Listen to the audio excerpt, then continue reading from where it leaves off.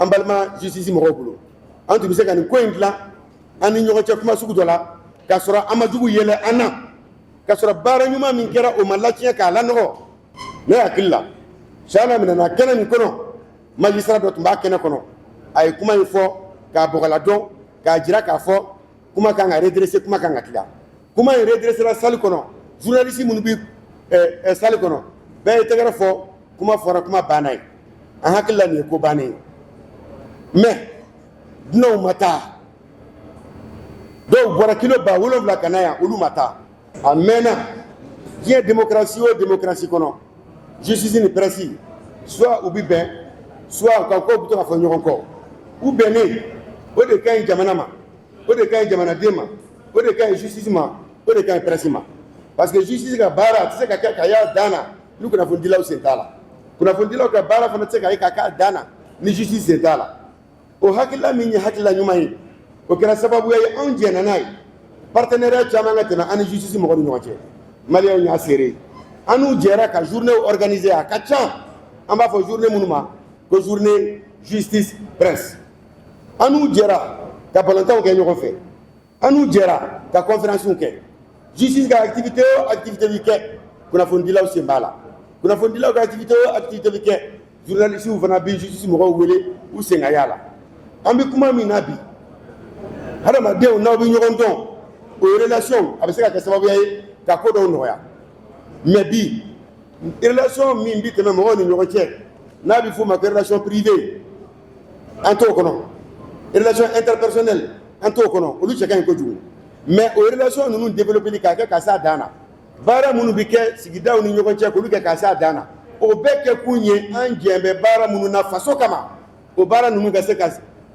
profiter o relation ninnu na ani o activité ninnu na walasa baara ninnu ka ɲɛ an balima minnu bi baara kɛ justice la jɔn ko ala an n'u ka kow ma se ka ɲɔgɔn sɔrɔ ka ɲɛ kɛnɛ o kɛnɛ n'a sigira an bɛ se ka delili o delili kɛ an bɛ se ka kuma o kuma fɔ an y'a fɔ mais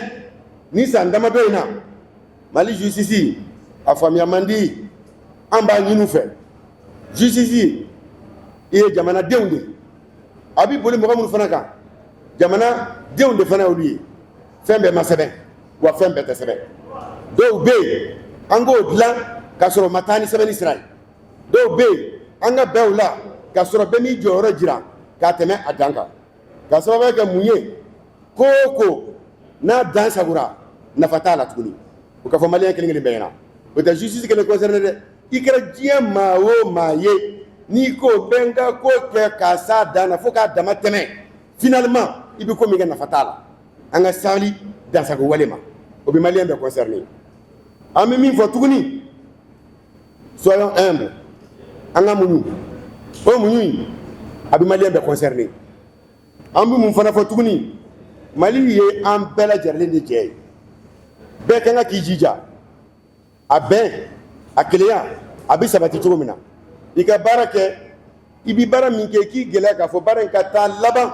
mali ka bɛn n'a ka kelenya ani jamanaden lafiyali ma ni o kɛra o bɛ fisaya jɔyɔrɔ o jɔyɔrɔ bɛ mɔgɔ o mɔgɔ bolo jamana kɔnɔ se o se b'i ye pouvoir o pouvoir b'i ye jamana de jɛnna n'a ye a ka d'i ma o ye jamana min jɛnna k'a d'i ma i gɛlɛya i bɛ baara min kɛ a kana kɛ kɔlɔlɔ ye o jamana ma anw y'a ye k'a fɔ an balima fila bɛ yen minnu minɛna kelen yɛrɛ minɛna an ka forum hukumu kɔnɔna na ne hakili la sala minɛna kɛnɛ min kɔnɔ magistrat dɔ tun b'a kɛnɛ kɔnɔ a ye kuma in fɔ k'a bɔgɔladɔn k'a jira k'a fɔ kuma kan ka redresser kuma kan ka tila kuma in redressera salle kɔnɔ journaliste minnu bɛ salle kɔnɔ bɛɛ ye tɛgɛrɛ fɔ kuma fɔra kuma banna ye an hakili la nin ye ko bannen ye mais dunanw ma taa dɔw bɔra kilo 7,000 ka na yan olu ma taa an bɔra ka baara dɔ kɛ baara min kɛra sababu ye ka mali jugu yɛrɛ yɛrɛ bɛɛ k'i sigi ka appel de banque ko kalan gouvernement b'a dɔn baara ɲuman don jamana ɲɛmɔgɔ bɛɛ b'a dɔn baara ɲuman don o min kɛra tubabu arajoso caman bɛ yen a teleso caman bɛ yen u ma sɔn k'u damaga nin ko in na parce que baara cɛɲi kɛra u y'u gɛlɛya cogo bɛɛ la ka baara in ɲuman dogo mais u nana mun sɔrɔ siyana ka kasara in nalen kɛ i ban ka activité min couverture kɛ i banki da do activité min kuma na ko min kero activité kono o de kari bulu kubay o kara fe min kara filier en bolo en balma justice mo bolo en tout cas ni ko indla ani ñogo ci kuma sugu dola ka sura amadugu yele ana ka sura bara ñuma min kera o malakiya ka la no justice ga indépendance babulo aka liberté babulo na malika kleya aka boni journaliste ye aka boni justice ye donc amini ni na mo fe anga nga jien wale yawo wale yake wala sa an balma munu mina nendo an ba wale yake ka wuli ka se jamana nyemgo ma an ba barake ka wuli ka delli ke an ba barake mais antina da delli ma de parce que jiju ye ala ka cide unde ye dugukolo sanfɛ ou bien ala jɔyɔrɔ de la parce que le be critique mais san laban ina ni delli ta fila nan dan da duguma kan kolowolo ay jiju deli ama lamɛ kuma si tɛ mɔgɔ bɛ se ka min fɔ ko maa bɛ se ka sabali a kan ko o yɔrɔnin tora anw ye an m'o faamuya mɔgɔw ni ɲɔgɔn cɛ hadamadenya la somɔgɔya la balimaya la sinjiya la o relation bɛ yen mais relation ɲuman bɛ développer walasa aw bɛ jɛ ka jamana baara min kɛ aw ni ɲɔgɔn cɛ jɛw ani aw bɛ baara min na o ka jamana servi mais aw ni ɲɔgɔn cɛ hakilila ɲumanw n'o tɛ se ka kɛ sababu ye k'a ka baaraw servi aw ni ɲɔgɔn cɛ a ne hakili a kɛra tɔ k'a jɛ ye an balima kiritigɛla ninnu m'an lamɛn minnu bɛ ala jɔyɔrɔ la ka kɛ ni jamana taabolo ye u ma an lamɛn u ma ko to an ta la u m'an considérer sabu a ka d'u ye cogo min na u b'a kɛ ten mais an b'a fɛ justice k'a dɔn k'a fɔ jɔyɔrɔ min b'a bolo ala de y'a d'a ma ka kɛ ni jamanadenw ka laɲini ye ka kɛ ni jamanadenw ka bɛn ye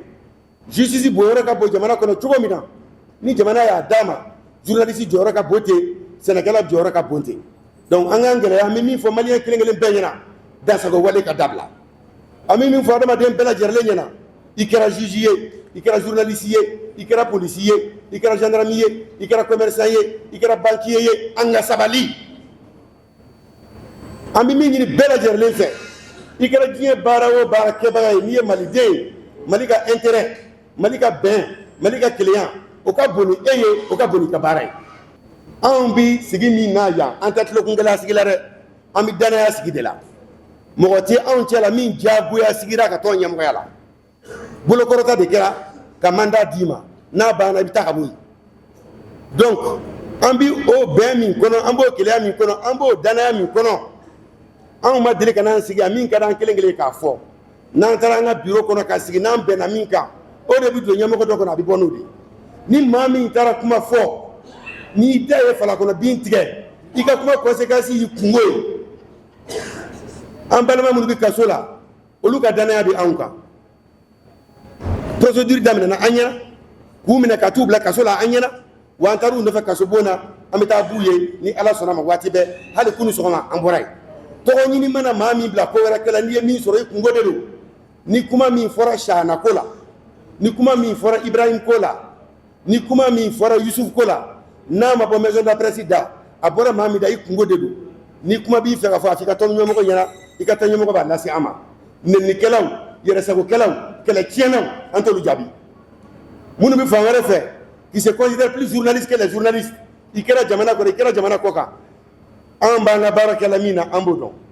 n'i ye sahana bɔ k'a jɔya k'a sigi a kan ka min fɔ a b'a dɔn